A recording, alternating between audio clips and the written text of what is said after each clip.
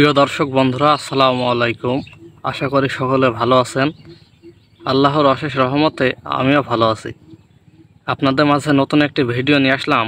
সেটি হচ্ছে যে এখন কিন্তু আপনারা দেখতে পাচ্ছেন যে প্রায়শই বৃষ্টি হচ্ছে। এর কারণ এখন বর্ষাকাল, আষাঢ় আর শ্রাবণ কিন্তু বর্ষাকাল। এখন এই বৃষ্টি যত হবে তত কিন্তু আপনার এই যে ডুগার যে কাটা, এই কাটার গুঁড়া কিন্তু আপনার আছে যে রেনু বের হবে কাটা দিয়ে। এখন আমার ভিডিওর ভিতরে যেই ফলটি দেখছেন এটা কিন্তু একটু আলাদা ফল। এই ডুগাটাও কিন্তু আলাদা, আবার ফলটাও কিন্তু আলাদা।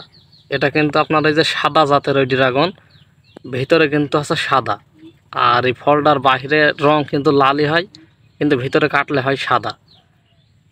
এখন একটা বিষয় আপনাদেরকে বলি, এই যে কাটা দিয়ে যে কুশি বা রেনু বের হচ্ছে, এই বের হওয়ার পরে এই রেনু কিন্তু দেখবেন পিঁপড়ায় আক্রমণ করছে। দর্শক বন্ধুরা, এই যে রেনু, এই রেনু কিন্তু যখনই আপনার দেখবেন এই যে এই সাইজ বা এর ছোটো সাইজ যখন হবে, তখন এই রেনুর মাথায় কিন্তু পিঁপড়ায় আক্রমণ করবে।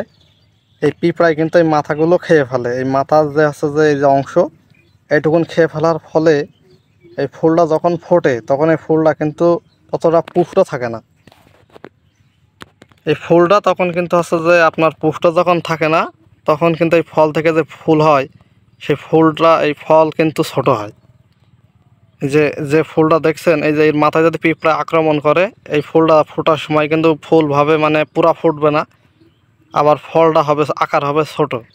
তখন কিন্তু আপনারা একটা সমস্যায় পড়ে যাবেন যে ভালো বাগান থেকে চারা আনলাম, চারা এনে কিন্তু সেই বাগানে ফল মোটা হচ্ছে, আমার বাগানে হয় না, এরকম একটা চিন্তাধারা আসতে পারে। তো যখনই এমন সাইজের গুটি আপনার বাগানে হয়ে যাবে বা শিখতে ছোট, তখনই কিন্তু আপনারা সুরক্ষা 10EC বা সানমারিন 10EC কীটনাশকের দোকানে যে আপনারা আছে যে এই দুইটার ভিতরে যেইটাই পাবেন সেইটাই কিন্তু আপনারা স্প্রে করতে পারেন। 16 লিটারের ঢমে 20 মিলি দিতে হবে, মানে ওই মুটকি 2 মুটকি দিলেই হবে। তো এই ছিল আজকের ভিডিও। সকলে সুস্থ থাকবেন এবং ভালো থাকবেন। ভিডিওটি ভালো লাগলে অবশ্যই লাইক, কমেন্ট এবং শেয়ার করবেন।